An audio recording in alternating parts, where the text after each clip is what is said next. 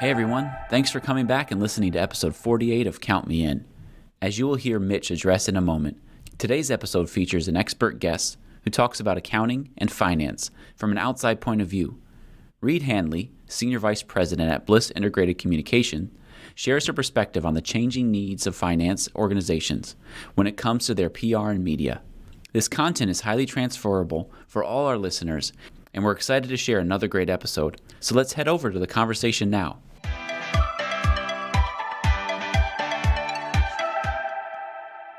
So our conversation is a little different today as we're going to talk about accounting and finance from the marketing and communication perspective, right? So to kick things off and give us an idea of what exactly it is that you do, what are some of the popular needs of companies in financial services when it comes to PR and media?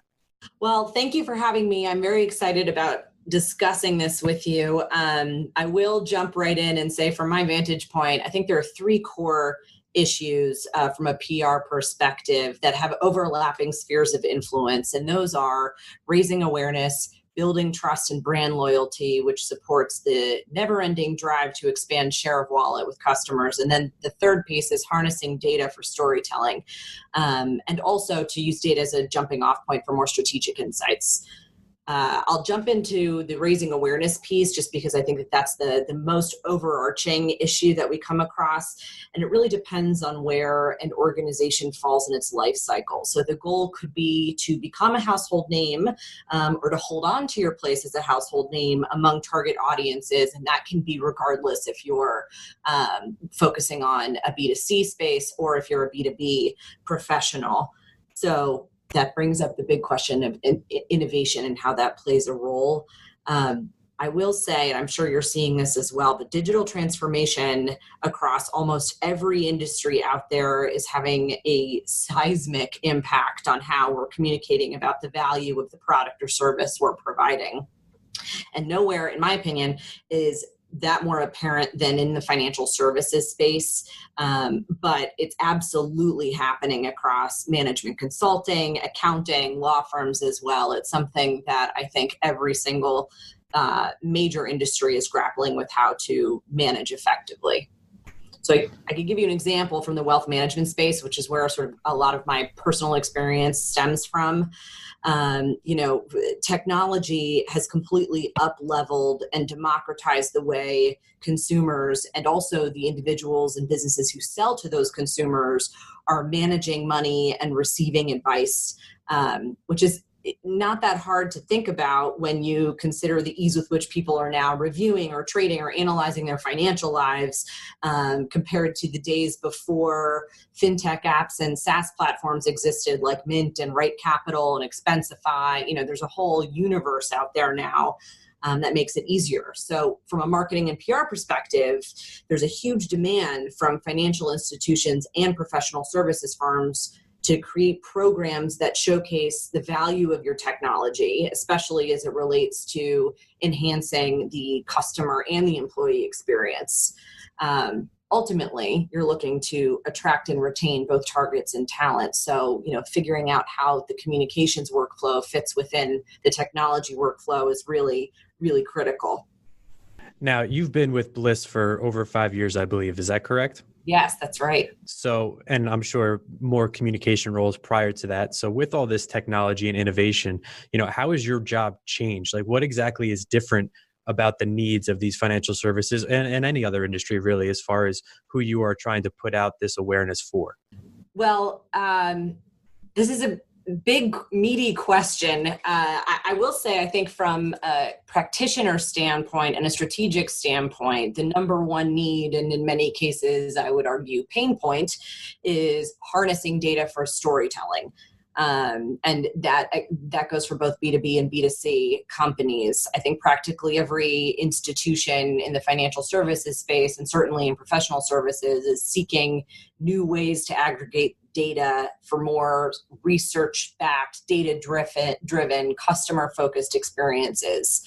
And you may ask why. And what's shocking to me is that the expectation across the spectrum is so high among people that we're trying to target. We're now in a period where people are more willing than ever to pay a premium for exceptional service, which is particularly noteworthy for increasingly commoditized industries like ours, both from a marketing standpoint, but also from an accounting standpoint. I came across two really great pieces of data about this recently. Forrester reported that 70% of B2B firms say customers have higher expectations than in previous years. And Gartner also reported that 82% of B2B CMOs, so vast majority, believe they will be competing mostly on customer experience and not on product or service attributes by 2020, which is this year.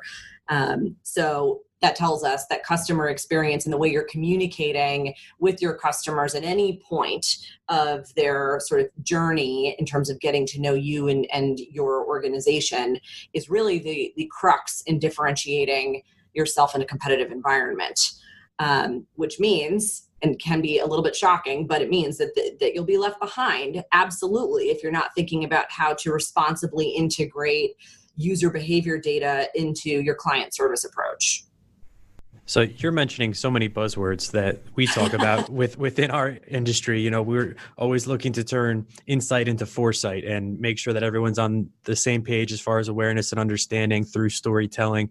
So I think this is fantastic. And along the lines of this digital transformation, you said all this data might actually be a pain point for certain organizations.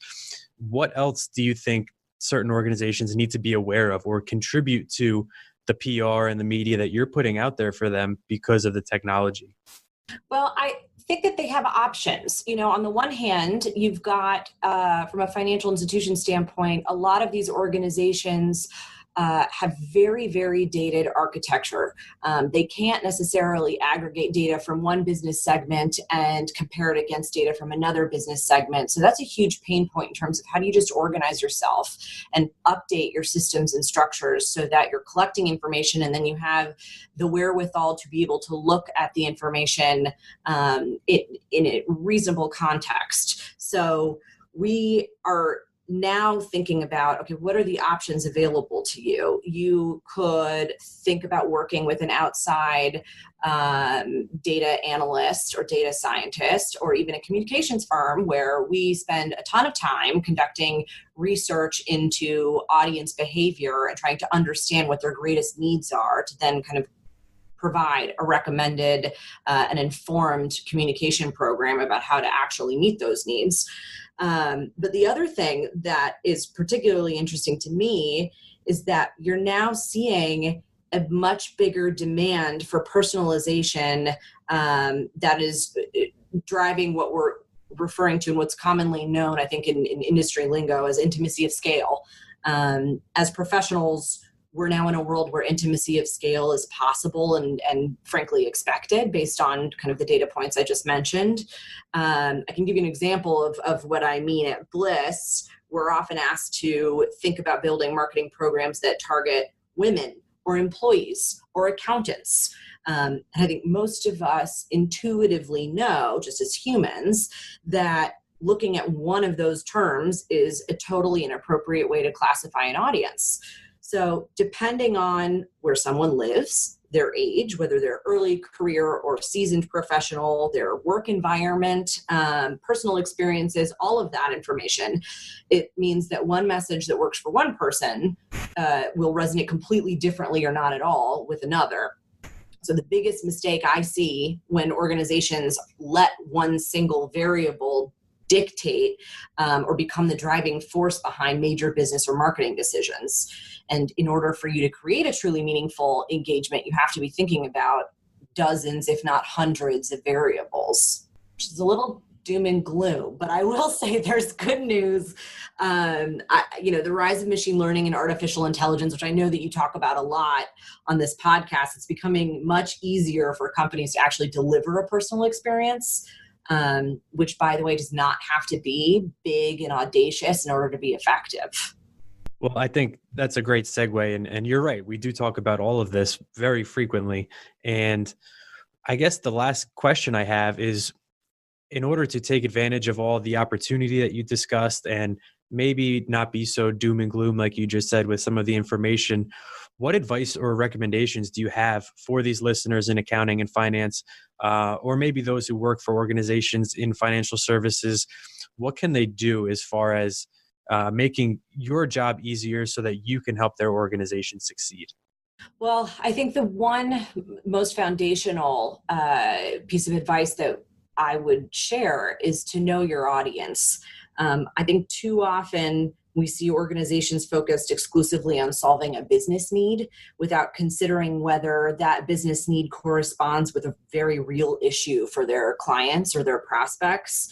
And I think when we talk about marketing, whether you're working on developing your personal brand or helping to make connections across your organization or even serving as an ambassador for your firm, you have to ask yourself, who am I talking to and what's keeping them up at night? And that needs to be the starting point for any next step. I will say, the second piece, which we've talked about a lot today, is just managing data successfully. I think your ability to access and parse through data will inform how you will advise and communicate and develop the bespoke experiences that your kind of ideal segment of one is looking for, which means from a practical standpoint, having a great CRM in place and understanding how to use it is table stakes now. I know a lot of people are sort of adverse to new platforms, and there's always a learning curve with it, but you have to do it. And you have to kind of always think about how you can use that information to then communicate properly. And I will say the third piece is to invest in content. I think at the end of the day, the thing that's going to differentiate firms and the people who will rise to the top are the ones who are providing that insight and that foresight that you mentioned, particularly if they can answer the question, does my content offer value? Is it useful? Or am I just pushing a product? Or am I just pushing a specific service offering? How can I actually provide that kind of 1-2 punch where you're offering customer-centric content that's at the right time in the right channel, and you're still moving the needle for your firm's bottom line? There's so much transferability here. So thank you very much for your perspective and all this information. I just want to give you an opportunity. Are there any last thoughts or comments you'd like to make before we wrap this up? Well, thank you for having me. I really appreciate it. I think the one kind of final thought I'll leave is that, you have to always remember to be human. So all of these items that we're talking about are intended to be tools in your arsenal that allow you as an individual and then as a broader organization to think about what's the most strategic insight that I can offer that's going to demonstrate the value that I can provide above and beyond what's part of my job description. I think that's how people will continue to rise above the top. And frankly, that's how we'll see which firms are going to be more successful in the long haul. This has been Count Me In, IMA's podcast, providing you with the latest perspectives of thought leaders from the accounting and finance profession. If you like what you heard and you'd like to be counted in for more relevant accounting and finance education, visit IMA's website at www.imanet.org.